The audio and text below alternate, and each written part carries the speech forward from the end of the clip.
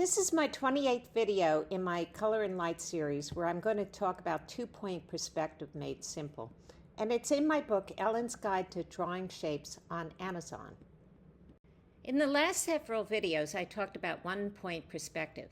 And just to review, a box in one-point perspective has a face with true horizontal and vertical lines. We say that this is parallel to the picture plane. And it recedes in only one direction to a vanishing point, usually on eye level. And usually this vanishing point is in the picture or not far away from the picture. And then if we drew another square touching the same converging lines as the yellow one, then these two squares would have to be the same size. And an example of this is houses in a row or railroad tracks. For the next few videos, we'll talk about two-point perspective, and here's an example with obviously two vanishing points, and it's a much more common view than one-point perspective. The way we would see this box in one point is if we were looking at this face directly on or this face. All the other angles this box can make would be two-point perspective. Now, in two-point, there's only one true vertical there are true vertical lines, but no true horizontal lines. And as I said, there are two vanishing points, and usually one is out of the picture. If both of them were in, you could see how big this picture would have to be relative to the box to include both vanishing points. So usually we only see one of them, if any at all. And this front corner down here should be more than 90 degrees. Otherwise, the box will look distorted. An example of this would be a street corner.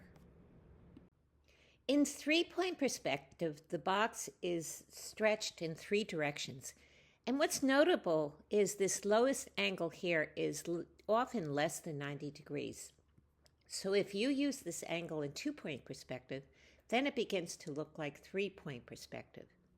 Now, the only point that on the box that's closest to the picture plane is this yellow dot in front.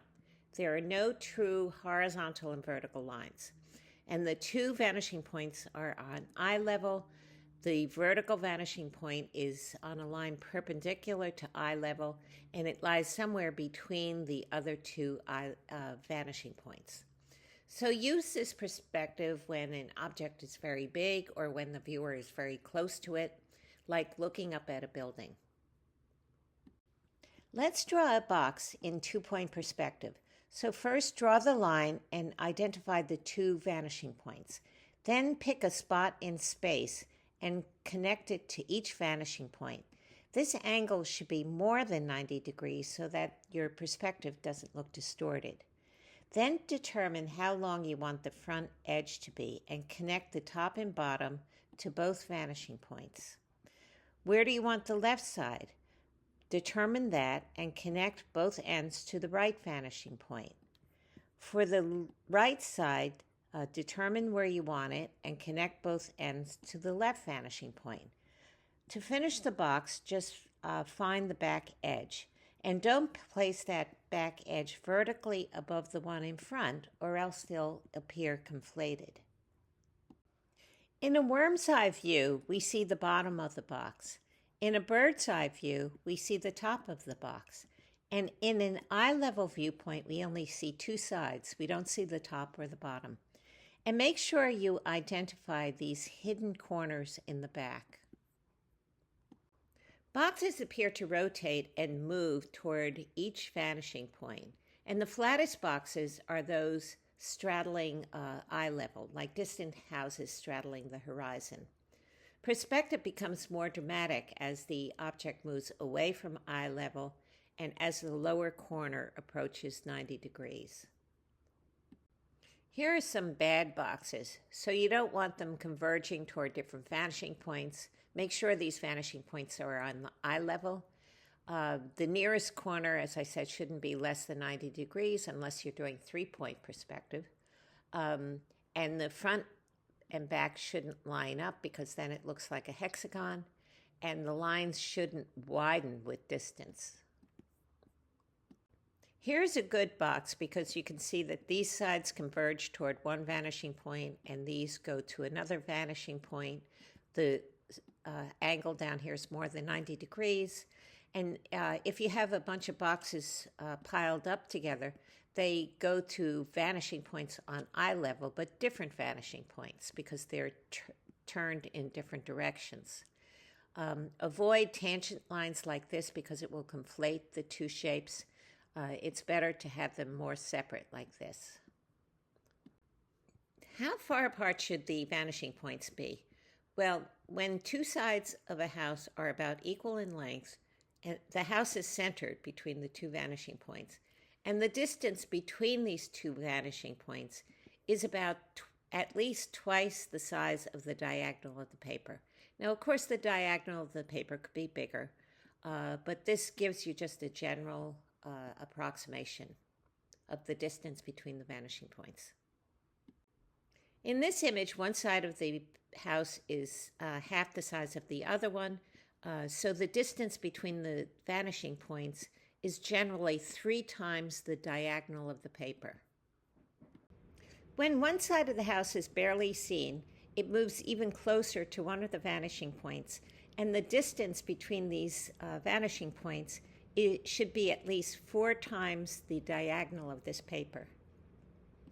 Vanishing points should generally be closer together for larger objects than for smaller ones. So if we look at this large box with a low eye level, it has marked convergence on top, so it looks like a building close by.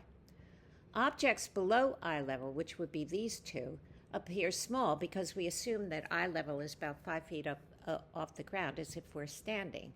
And a medium-sized box like this one has eye level in the picture and some convergence, whereas a small box like this has a high eye level that's out of the picture and minimal convergence. How many sides of a cube do we see? We see one side if we're directly in front of it.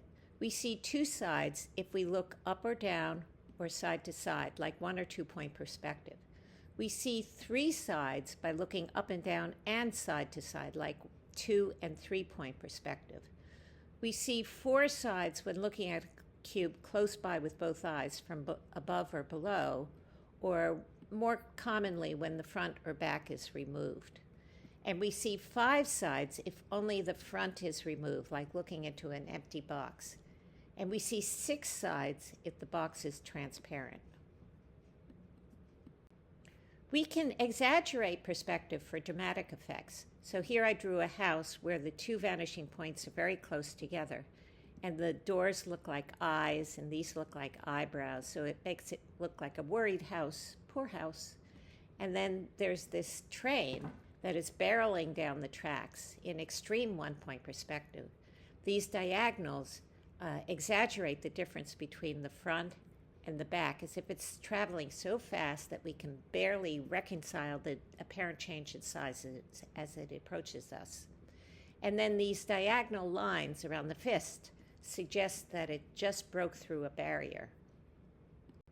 My next video will be about 2-point perspective grids, and please remember to subscribe.